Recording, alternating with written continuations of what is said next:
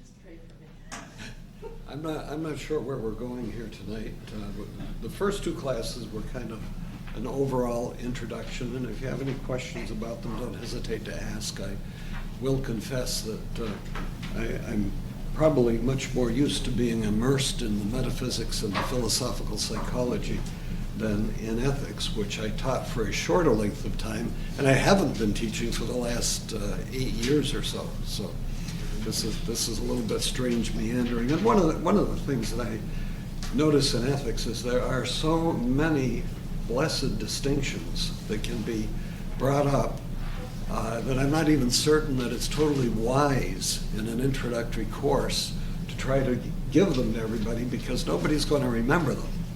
I think it's better to get a feel for how you play the game.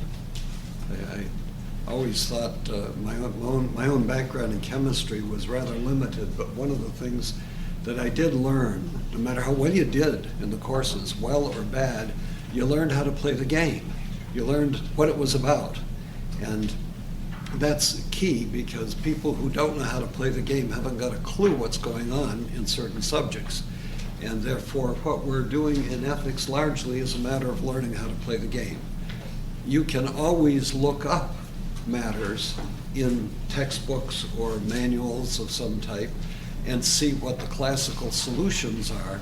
But if you don't know what line of reasoning is being used, they're not going to mean as much to you.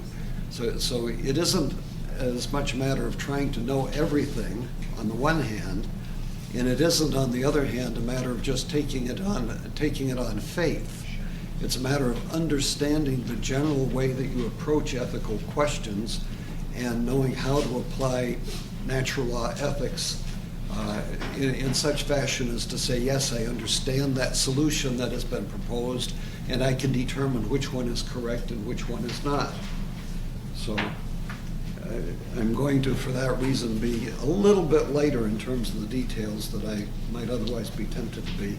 And besides that, it also allows for my own lack of memory, because I can't give you all the details. You know, from metaphysics, nihil dat quod non habet, you cannot give what you do not have. If you look at the bottom of the first page, some of this I already touched in the previous classes. We'll kind of skate over them again. The very last lines there talks about the end as a principle of order and measure of good and bad acts. But by the way, one of the things that strikes me, we take it so much for granted and don't realize the amazing nature of it, is that we are ethical beings. Did you ever notice that? We get bothered by our consciences. We ask ourselves whether something is right or wrong to do. And no matter how much somebody protests that they don't believe in ethics, they can't stop themselves from coming out and saying, that's the wrong thing to do, or you've got no right to do that. So we can't help but make ethical statements, but we are an ethical animal. You don't find robins debating as to whether it's ethically right to mate with some other robin or not. I realize a lot of human beings don't bother checking either, but at least the question arises. So if you stop and think about it from the stand, why on earth should there be such a thing as ethics? Why should human beings care about what is right or wrong to do?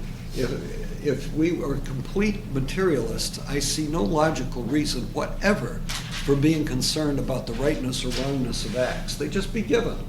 They just be what they are. Whatever you do it because you did it, and that's the beginning and the end of it. You wouldn't be looking back and having feelings of remorse and wishing you'd done better and so forth. This is utterly peculiar to our human nature, and it reflects precisely that there's something very unique about human beings, that we are not only intellective animals, but we are moral animals, or immoral animals if you wish, but at least we're swimming in a sea in which we are constantly checking the morality of our actions. So it was Socrates, of course, who made the famous dictum that the unexamined life is not worth living. And it's in reflecting on life that we stand back and ask ourselves, why should I be ethical? What does it mean to be ethical? how do I determine, in fact, what does it matter whether I'm ethical or not? When we stop and think about it, the whole point of being ethical or not really makes sense only in the context of we're going somewhere. Life has a meaning. It can be judged. There are good human beings and bad human beings, and what makes them good or bad. And it's not the same thing as what makes a horse good or bad, is it? If a horse is bad, it may be a swayback, or it may have 3 legs, but we don't judge a man to be good or bad on that basis.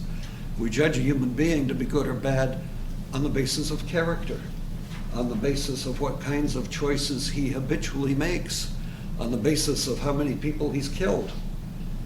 Sometimes it's on the basis of one act. Unfortunately, you could be leading what seems to be an exemplary life and then do something utterly wretched. And curiously enough, that one act is enough to characterize your whole life. I mean, somebody may have been going along swimmingly well until they murdered their spouse, and then they just don't go down so well anymore. And you say, well, it's just one act, it was just one day.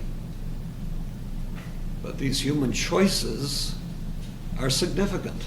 We have free will, and of course the fact that we experience ethics means nothing if we're not free beings. And in the prior 2 classes, of course, I tried to explore some of the context that we are operating in to have ethics, and that is that there is a God who has made our nature, and that nature has a certain specific orientation or meaning. And indeed, as it says here, we're concerned about the end. We're concerned about where we're going. It says ethics can't exist without man having a provable last end. In other words, if we can't say where it is that we are supposed to be heading in life, how can we judge whether what we're doing is morally right or morally wrong? We know that there is a last end. If you look at the next paragraph, happiness as the last end. Everybody wants to be happy. Everybody's aiming at happiness. I mean, whatever else they may say, we are built in such a way that we seek to be happy. I don't know anybody who runs around saying, I want to be miserable. But then, of course, the question is, what will make us happy? And as we saw in prior classes, it's really the attainment of God alone that will suffice to make us happy. There is no finite good. We are by nature inclined towards the good. We have an intellect by which we apprehend being. Being as desirable is the good. So we are beings that are driven by desire. We're driven by desire for good things, but no finite good thing satisfies us completely. We often think it will until we get it. You ever ask yourself why millionaires go bankrupt? It's always because they were aiming for the second million, isn't it? Or the third million. Most of us say, well, if I had that much money, I'd just quit and be happy. But somehow it isn't how it works. When you have the thing you were aiming at, you suddenly realize its limitations. It satisfies you to a certain point, but not completely. And there, as we already saw, there's really nothing that you can think of in life that is completely satisfactory. And the problem is we have a mind, an intellect that can understand being, universal being, ultimately realize that there's no limit to being, there's no limit to goodness. And that's why any limited good is not going to completely satisfy us. The only thing that can completely satisfy us is an unlimited good. And that, of course, is what we mean by God. And we also know that in this life we cannot be completely satisfied for many reasons we've already have gone through. Everything you can have in life is terminable and eventually terminated, including life itself. So there's nothing in this life that will completely satisfy us. But we also know that God made us, and that God is an intelligent being, and therefore made us with a purpose, and made us with an intellect so that we can reflect back on our own lives and ask ourselves, what is it about and where are we going? Obviously, these kinds of questions or observations don't arise in a completely materialistic worldview because there's no context. The context is that we are not alone. The context is that we are created beings and created with a nature, and a nature that's ordered towards desiring the good and desiring ultimately unlimited good, because we can always conceive a greater good than the one we attain. So in some sense, we know that we are ordained as to a last end, a purpose of life, to somehow attain God himself. There's nothing else is going to completely satisfy us. And we know we can't attain this in this life. And we know that by free choices, we can either improve ourselves or degrade ourselves. So it seems that by choosing between good and evil, between virtue and vice, we are shaping our nature, shaping our character, and making ourselves either fit to attain our last end or to miss it completely. We need to know where we're going. It's just like you need to have a road map if you're trying to go from point A to point B. So ethics serves as a roadmap. Now, I'm not suggesting that it is a replacement for religious revelation. I'm not suggesting that God cannot tell us, and perhaps for most people, the way that they know what is right or wrong is either through their innate conscience or it's because of religious revelation. But the science of ethics gives us a way of seeing that this makes sense even as an organized body of knowledge, that we can use our mind and look back at our existential situation and figure out something scientifically about how to live in order to be lined up with, aiming towards our last end, just as you follow a road map and aim towards that last end. And you know, every time you come to a fork in the road, there's a right way that leads you closer to your last end, your destination, and a wrong way that leads the wrong way. And so if you know how to follow that road map, it will, and do follow it, eventually it gets you to your last end. And that's sort of what ethics is about. This life is a preparation for happiness in the next life. It isn't going to completely satisfy us. We know from philosophical psychology, of course, that we do have a spiritual and immortal soul, which is therefore suited to an afterlife and a completion of a purpose. And remember, God, in designing us, is not going to make this completely random and unintelligible. He gives us a natural desire to live, and to live permanently, and to attain goodness, and to attain unlimited goodness. That's built right into us, and because it's built right into us, God's own rationale to himself requires that he fulfill what he has put into us. In other words, he would not put into us this kind of a ordination and desire if it could not be fulfilled. So, by free choices, which either perfect our nature or degrade it, by understanding what choices are ordered to our last end, the study of ethics, it says, is essential to man's attaining happiness. Well, I don't want to say that ethics as a science is, otherwise only efficients could go to heaven. I don't think we want to say that. But the living of an ethical life is required for all human beings, whether they know how to do it by revelation or by simple conscience, that they follow the best that they can, or by having studied ethics.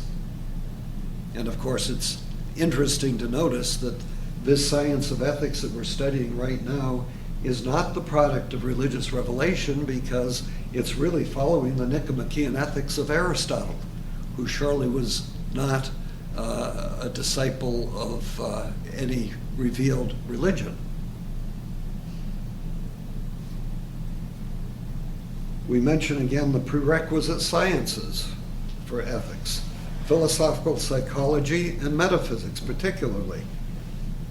Philosophical psychology tells us we have a spiritual and immortal soul, but just about as important, it tells us how we work.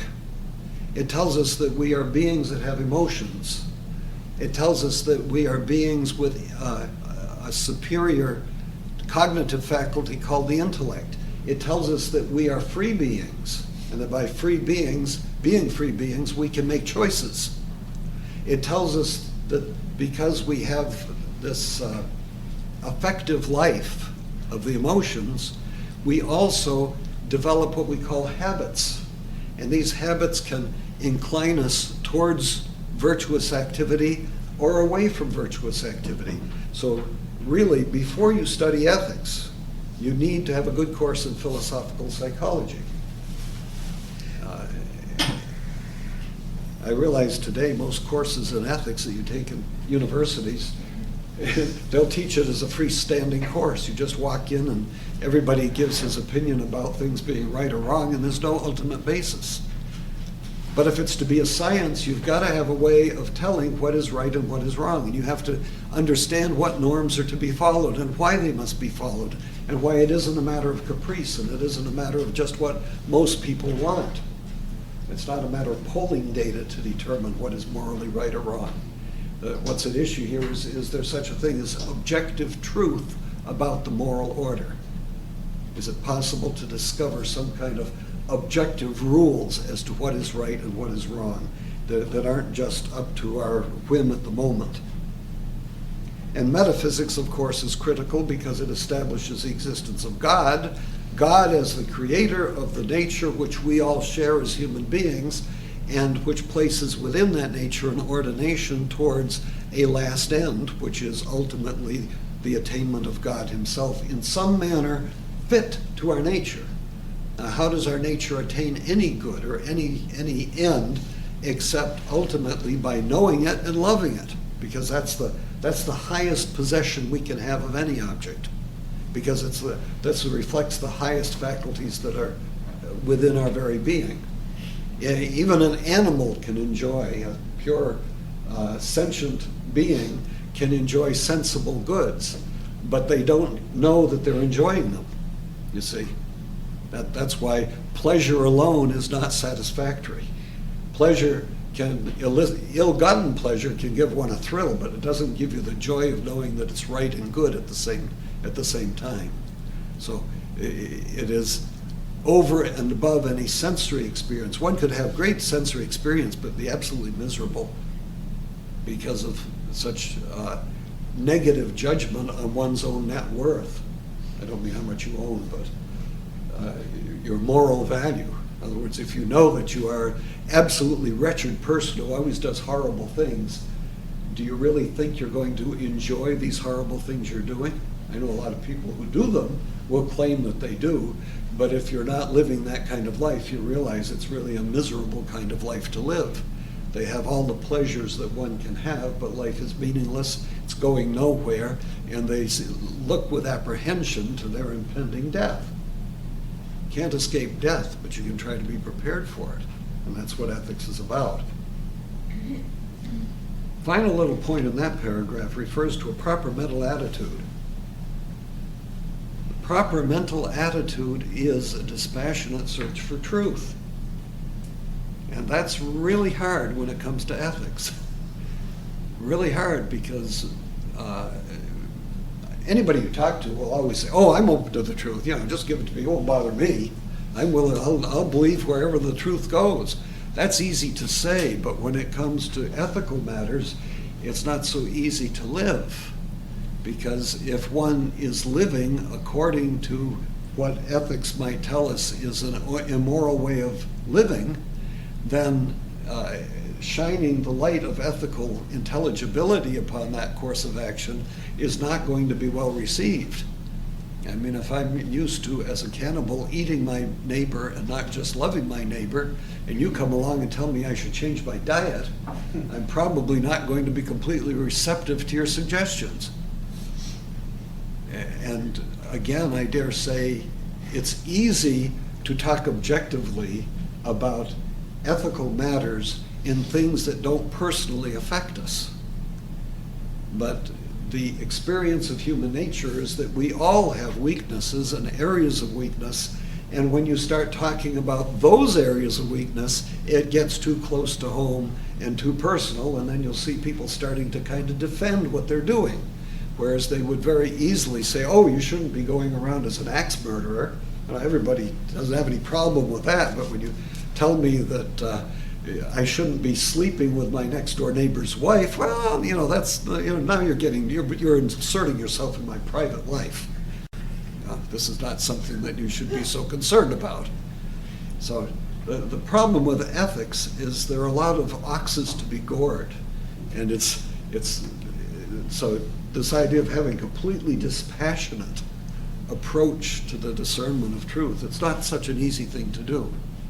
But I warn you, everybody will claim they do it. Everybody will say, oh, no, I'm not afraid of truth wherever it lays. But then when you start chasing them down far enough, well, you know how difficult it is with many people to even get them to reflect on what life is about. You ask them, have you given any thought to what life is about? They don't even want to go there. I may have mentioned to you before, a friend of mine, when I was about 23, that he was in law school, and I was working on my PhD in philosophy, and I asked him one evening, and when he was visiting me, I said, well, have you ever given any thought to speculating? And he said, well, I don't get into that part of law. And I said, no, that's not what I meant. I mean, about life and where you're going and so forth. And he suddenly got very uneasy and got up and started to walk out. So I kind of challenged him on it. I said, well, why aren't you willing to do this? He said, when I get to be 50, maybe I'll do it then. Now that poor gentleman dropped dead at 43 of a heart attack. So that this is not something one should necessarily put off. And he was one of my best friends. But we don't always, it's a precious moment that one has in life to be able to reflect and to decide, what am I going to do with the rest of my life? Does it have any meaning besides going day to day? I confess I'm rather appalled when I see much of mankind seems to just go day to day, week to week, like it's just there, I'm just living it. It's going by. Well, it is going by, and it goes by faster than we expect. And before you know it, at some point you've got to start thinking, well, where am I going besides waiting for the final 911 call? So ethics is about that. All right, let's try to do a little bit of it. Ethics may proceed from the ends or from the subject. I'd almost rather say from both. We do need to know about ends because, like everything in creation has ends. Everything in creation acts. It has a nature created by God, and that nature is manifest by its actions, its activities, what it goes for, what it goes to, how it behaves. And St. Thomas, in the Summa Contra Gentiles, Book 3, Chapter 1 to 63, deals with the whole question of agent acting for ends and ultimately human beings acting for ends and ultimately them seeking God. But right in the very beginning, chapters 1 through 5, he deals with a very simple principle. Every agent must act for an end. Every agent must act for a good. Very simple principle. Every agent must act for an end, because if there is no inclination to this end or that end, you wouldn't act at all. I mean, you ever it's sort of like sitting on a railroad track and there's a train coming at you and you can't make up your mind which way to get off? That's a rather messy conclusion. Because if you're going to get off before the train runs you down, you've got to decide which way to go. An agent can't act if it isn't inclined towards something.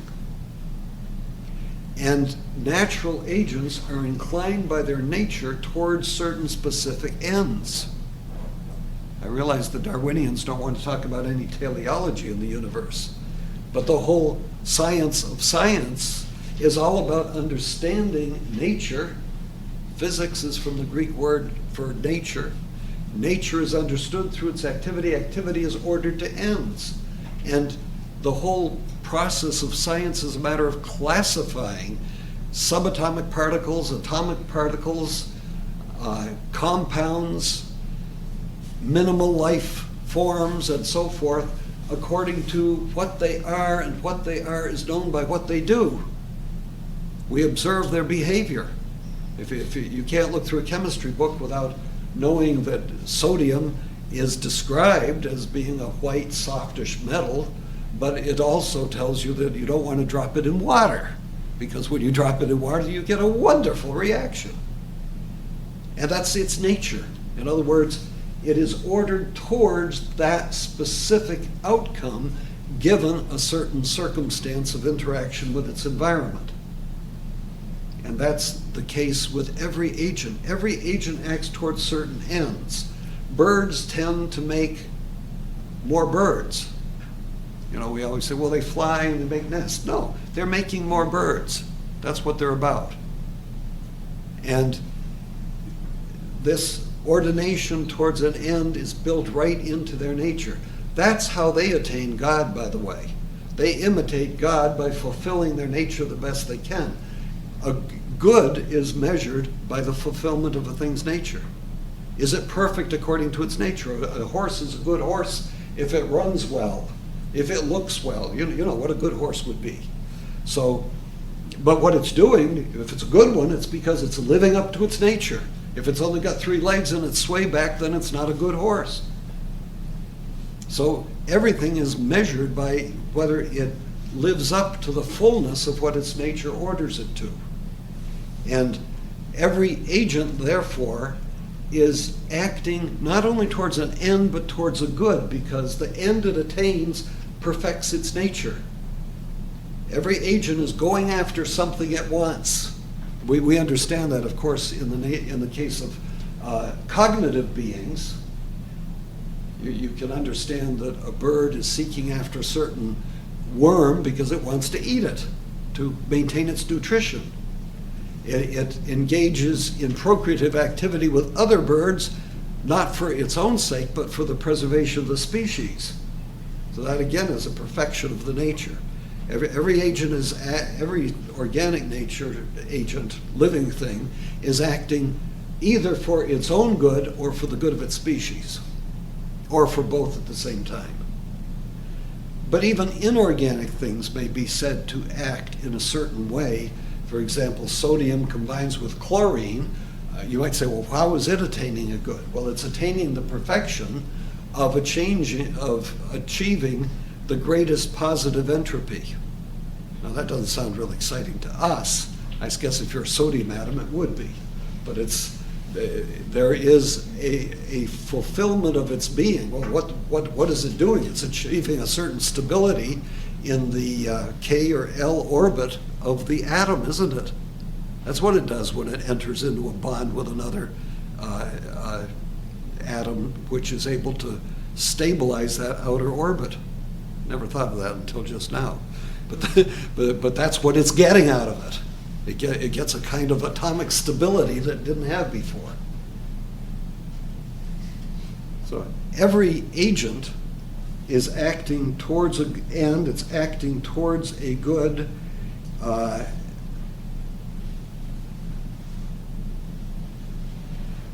As far as human beings are concerned, the individual person is seeking the ultimate good, which is God Himself. The social unit of the family is seeking the good, which is a common good of the unit of the family itself. In other words, a husband and wife, mother, father, and children are all co-acting with each other in order to render viable what we call the basic social unit, the family. Civil society aims for certain goods that are appropriate to itself as well. These things we call common goods. We'll talk about them later in the course, but things like civic friendship, peace, order, freedom, justice, properly informed society. All these things are goods in the social order. So everything's acting towards a good, and in a certain sense, the universe may be even said to do it because it's working out a plan that is unfolding in order to fulfill the purposes of God within the universe. But now again, if you're a complete materialist, you'd say, well, what's the purposes of the universe? And I'm sure you've seen some of these PBS documentaries where they talk about what's the universe turning into? Where's it going? And they'll talk about at endless eons it will ultimately achieve a kind of heat death in which all atomic activity has ceased. The planets, the stars are gone, and you ultimately wimp out as nothing but little subatomic nothings practically. Well, that's one way of looking at it if you're a complete materialist. But what is the purpose of the universe? Now, they're not going to, they'll say, well, since the time of Galileo or Copernicus, we haven't thought of the universe as being centered around man. And of course, astronomically, it doesn't look like it is. But ontologically, it is. Metaphysically, it is, because we are the only kinds of beings that have spiritual souls, and the whole of the universe can be understood from God's perspective as subordinated. It's a place for human beings to live in so that they can work out their last end and be prepared either to attain Him as that last end or miss it, if you will.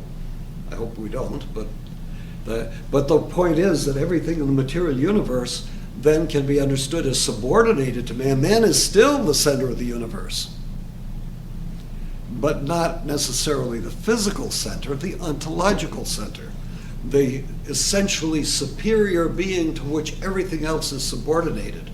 And if we are the only living, intelligent beings in the universe, and you ask, what's the rest of it out there for? Well, at least it's there to entertain us.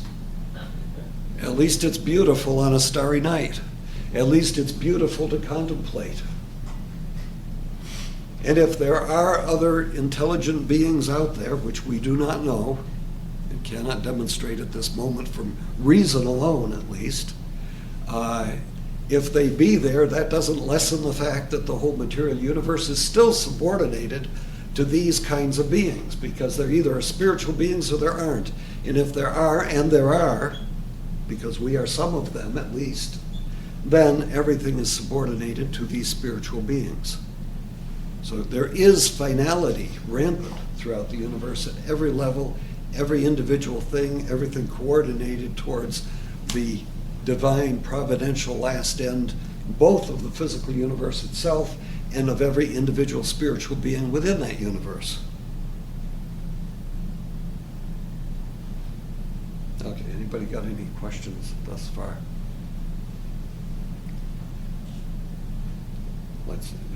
And we were talking about doing it from the standpoint of the ends. The other way of going at it, and I don't want to jump ahead of my notes where I'm liable to, but notice the other thing it says is that we may do it from the standpoint of human nature. And that is, we recognize that we have as our last end God. That's well and good. But that seems kind of general, because the other half of the question is, well, how do we attain God? Well, you can't answer how do we attain God if we don't first ask, what are we? What kind of beings are we? If we are worms, we're going to attain God in a different way than if we're not worms. So to understand how we attain God, both in terms of what in us enables us to attain Him if we get there, and in terms of what is in us that we have to understand how it operates in order to enable us to get there, we have to look back at our own nature. We have to reflect upon ourselves and ask what kind of beings we are. That is to say, we've got to look at human nature and understand what things are proper to man. What does it mean to be a good human being? And that's where you get the tip-off to what we call natural law, natural ethical law, because we have to look at human nature. We have to ask, what kind of beings are we? what things are suitable to us and what are not. We know in the physical realm, it's really not good for us to have an 8-ounce glass of arsenic. But you got to kind of look back and see what you are. And you see, in order to know that, you've got to examine what the blueprint for us is. When you buy a new car, what do you do with that car right at the beginning? I mean, you're going to put your life savings into these things today. They're going to own you for the next 5 years as you're trying to pay them off. And do you say, well, it's my car now, I guess I can do whatever I want with it? I think I'll put kerosene into the crankcase. How does that sound? And sawdust into the gas tank. It's my car, I can do what I want. No. With all that money you put into it, you go to the glove compartment and you pull out that little owner's manual, don't you? And you faithfully follow what it says. It says every 3,000 miles you change the oil. It doesn't say that, but it should. Every 3,000 miles you better change the oil, and you will faithfully do that because you don't want to destroy the car. It'll tell you use 5W20 or 5W30 oil, and you'll use it because you want to save the car. In other words, you know that if you want that car to last 100,000 miles of its warranty, if you get one that long, you've got to take care of it properly. Taking care of it properly means taking care of it according to the manufacturer's instructions, because the manufacturer knows best how it's built and how to use it. Same thing with human nature.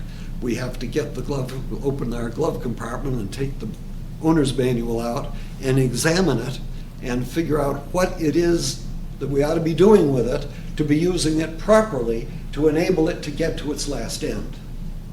So that's why ethics has 2 dimensions. One, we're looking at the end that we're aiming to. Secondly, we reflect back upon our own nature to try to understand what is in us and how is it supposed to operate in order to be ordered towards that last end.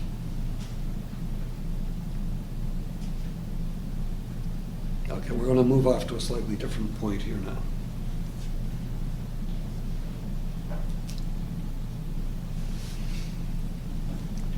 Something most people should realize, but not everybody does. Ethics is not mores. Mores is the Latin word for customs. And a lot of people think, well, ethics, that's just the way that people behave. So if you want to know the ethics of a given group, you just do a statistical survey of how they behave. I mean, that can be very interesting sometimes, but it's not a guarantee that that's what is ethical. And sometimes you'll see somebody putting out a news story on what are the contemporary sexual ethics. And you think, oh, that should be interesting. So you take a look at it and you find out what it is a statistical survey of what people are doing. Now, unfortunately, what people are doing is not necessarily what is ethical. And a very easy way to prove that, people often say, well, that's what they're doing. So, how can you say it's wrong? Well, how many of you think that you ought to be uncharitable to others? I think everybody knows that we're supposed to treat other people in a kindly way. I don't think anybody would argue about the ethics of that. Okay, now, how many of us are charitable all the time? I think this is probably the most universally violated ethical norm. So if you did a survey and people were honest, you'd have to say it is ethical to be uncharitable, right? So clearly, ethics is not just a study of what people are doing. It is a study of what people ought to do.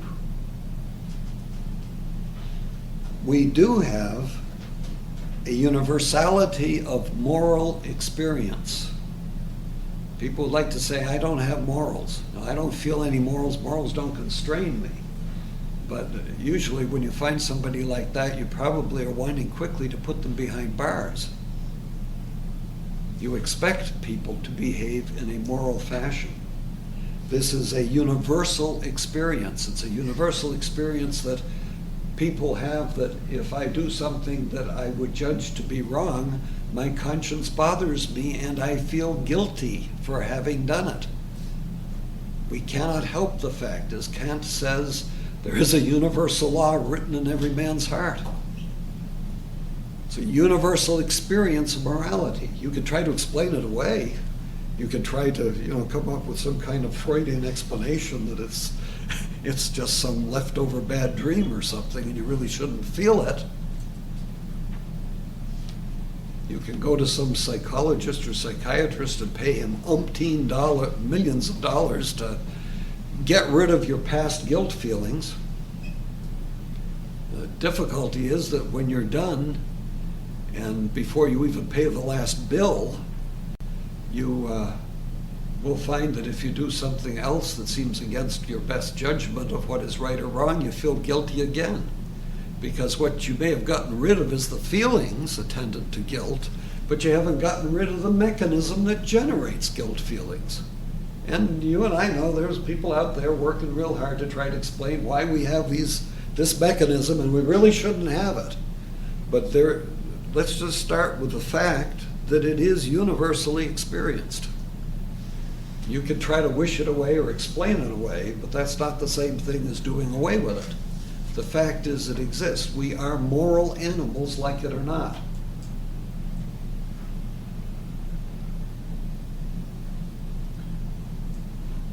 Just an observation, I've noticed that somewhat along the same lines is that I haven't been following the news about that trial that took place of the woman who was accused of killing her daughter. I've just been seeing the headlines. But amongst all peoples, including the most liberal and leftist, there is this moral outrage that there was injustice. It's really hard to get rid of the sense of justice. And people can explain it away as best they want. I mean, look, the fact of the matter is, when 9/11 occurred, even the most hardened news reporter spoke the truth and said, now we have seen real evil. Now we know that there is such a thing as moral evil. Everybody admitted it, but then, the worms come back out of the woodwork, and it was hardly a week or two before they started asking some professor out in California, well, according to your explanation, there really isn't such a thing as evil. And, pretty soon people's sensitivity got dulled. But, for that brief moment in time, which lasted longer than one might expect, people were highly sensitive that there was such a thing as moral evil. That no matter how good your purposes, to wantonly kill innocent women and children just didn't seem kosher. Really mixed metaphors. I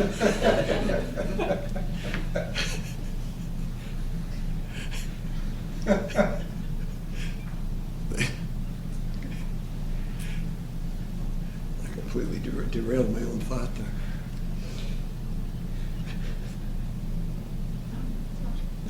I knew somebody who was a high school teacher back 20 years ago and in a public school. I don't know this any religious affiliations per se, but he told me he was quite appalled, I guess what the word was, when he was an English teacher, grade 12, teaching Macbeth or one of those plays about, trying to explain a moral evil. And whenever he would give an example in society, the worst, he said, like a drone pusher or something, and then, so what's wrong with that? And then so, or maybe like, or stuff, what's wrong with that? A guy has to earn a living, Like the students saw nothing wrong with any of these situations. He was trying harder and harder to find something that's, So some things these can people be. don't seem to have, these young kids, a sense of moral. Well, it is a problem. That's why I say it was so acute at 9/11 that suddenly people had a sense, yes, there is an absolute moral evil. It really exists. But it We has to be saw- something dramatic. Well, okay, but the point is, if it exists even once, it exists. That's what you always have to remember. It's like a free act. If one man in one instance in an entire lifetime out of the entire species performed a free act, you've got to explain it. You've got to explain how such a thing can exist. Because from a materialistic, deterministic standpoint, freedom never exists. And from that same standpoint, moral evil isn't real. You can talk about it emotionally, but there's no ultimate reality to it. And that's why 9/11 had such a thunderous impact upon everybody.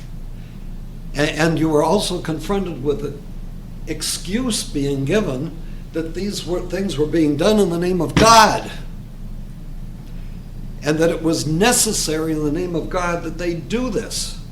And it was justified, and if they did it, if they flew into the building and got killed, they could still have all these virgins waiting to meet them on the other side. Because what they had done was good in the sight of God. And of course, that's why one of my favorite lines from the Old Testament is the one that says, "He who says he loves God and hates his neighbor is a liar." He who says he loves God and hates his neighbor is a liar. It doesn't wash. There is an intuitive, instinctive awareness that you can't wantonly, deliberately kill the innocent. And somehow it's okay. It's justified. Ryan, you look like you're trying to say something. Oh, I think maybe with high school students, it might be in their class something that's abstract, but if they were walking home and someone mugged them, and I think then you'd have a different take on the reality of evil. It's sort of like describing a tooth extraction as opposed to having one. Right.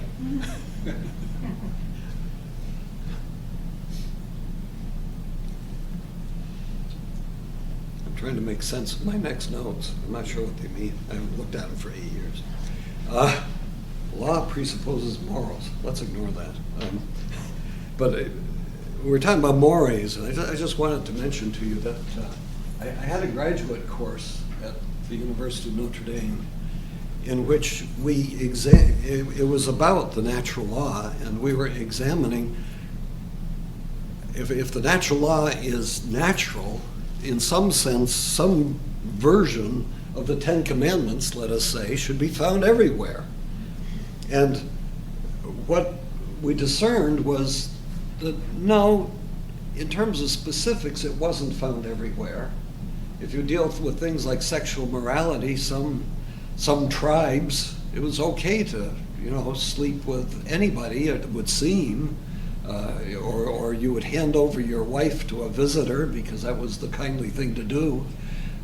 This was completely acceptable. So that it is, and in terms of stealing things, it seemed that in some places it was okay to steal certain things and not others. Even in terms of your menu, the diet that you follow, some tribes think it's perfectly all right to eat other people. And then you say, well, that doesn't, if all these variations occur, how can there be anything universal to this natural drive towards what conscience requires? And the one thing that we noted, that even though there may be disagreements as to what is right or what is wrong, there always were rules. There always were laws about, for example, whom you could eat. And it turns out it's because it was all, you see, cannibals don't eat themselves. Well, obviously, they don't eat the people in their own tribe. Eating yourself is hard. But they would eat people from outside the tribe because it didn't click to them that people outside the tribe were also persons. So even for them, it was wrong to eat another person. It's just if you were outside the tribe, you weren't a person. Now, of course, sometimes their own innate conscience would come to the surface and they'd begin to have qualms about it because they'd begin to see the equivocal character of their use of the term person. So And in terms of like stealing, the concept of what is property may change from one to another. But the point that we found is that corresponding, if you will, to the Ten Commandments, there always was some rule about who you would worship, about how you would worship, what things you could take, things you could not take, what kind of sexual acts were permitted and with whom and whom not. So there always are rules governing human behavior and sanctions and condemnations for those who violate the rules. The problem, of course, and this is the purpose of the science of ethics, is to try to figure out what those rules are. But it's not as though there are no rules just because people disagree about the rules. We'll talk at a later point about the priority of the norms and what things are more evident to others. Some things are evident to all. For example, do good and avoid evil. The most basic, nobody can be wrong about that one. But of course, when you argue about what is good and what is evil, that's where you get into the disputations. We divide ethics into two general categories, what we call general ethics and special ethics. General ethics is where you study the general moral principles and the analysis of the human act. It is the general framework, in other words, in which all activity takes place. Special ethics concerns what specific actions are good or bad. That's where you start categorizing them, saying that you shouldn't commit murder, you shouldn't commit adultery, you should not commit theft. See, special ethics, you're trying to work out the details of what are the specific rules. General ethics, you're just trying to understand ethics in general. You're just trying to understand what does it mean to be in an ethical context. What are the modifiers of responsibility? What things make us responsible for acts or not responsible? Under general ethics, we distinguish the end, the good, law, conscience, and virtue. The end, of course, we have to know what the end is. If we can't specify the end, we're not going to know how to get there. The good morally refers to the acts that lead towards the end. So a morally good act is one that's going to lead you towards the attainment of God as your last end. A morally evil act leads you away from it. Law, of course, is the general condition of mankind that governs and guides us as to which acts are good and which acts are bad. Conscience, of course, is the individual judgment that we make about a particular act as to whether it's good or bad. Our conscience, we'll talk a lot about that later on, as I'm sure you can well imagine. But everybody knows that he's got a conscience, or at least he should. If somebody appears to have no conscience, we say somebody is a serial killer appearing to have no conscience. Well, this is a description of not a man, but a monster. But then the whole question is, well, how do I interact with my conscience? If my conscience says something's okay, is it okay? Your conscience says one thing's okay, and mine says something the opposite is okay. Now what do we do? See? So we're going to have to sort out, how does conscience work? How does it fit in here? Virtue, finally, would be the habits that we try to develop that facilitate, that is, make it easier for us to get to our last end. If you've been a thief on the street all your life, stealing everything you can, you're not going to be well disposed to be a Wells Fargo guard. On the other hand, if you have developed the habit of honesty, somebody can put $1,000 down in front of you, and the first question in your mind is, well, who does that belong to? It's not mine, and I don't want to take it. See? So if that is your attitude, you have developed a virtue of honesty. Of course, some people, it's relative. Put $1,000 down, they want to know who it belongs to. Put $1 million down, it belongs to them. So that's another little factor there, is to just how strongly is a virtue held. It's easy to say, I'm virtuous, I never do this or that. I'm always afraid to say that. Very afraid. Because I never know for sure ultimately what I'm going to do until I'm in a given situation. And one of the horrible aspects of being a human being is that no matter what we've done or how perfect we seem to be, we're always capable of a massive fall. it's just astonishing. And in that sense, you're not morally safe until you're dead. Then you won't mess up anymore. Let's just cover this little thing on special ethics for a moment. Special ethics is sometimes also called practical ethics. Well, that means general ethics is what we call speculative ethics.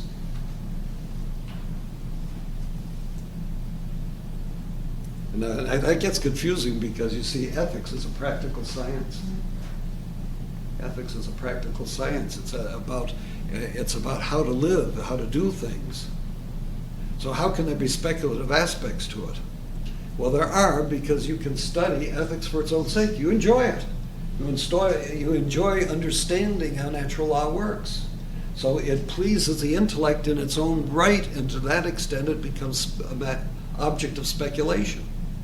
But you want to know how to live your life, to live it successfully. In that respect, it's practical, and that's the more important part of it.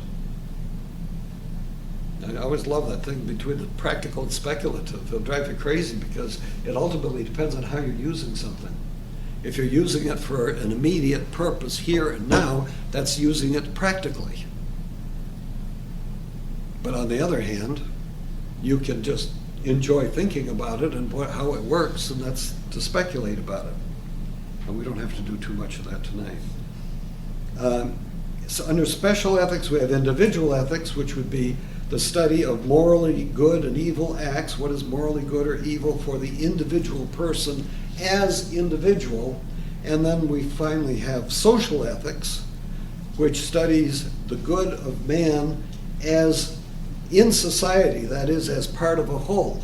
So we have individual acts that we can examine in our own life, but we also are part of a community, and as such, there are ethical questions that pertain to the community as a whole. But mind you, the community as a whole is not what commits the moral fault.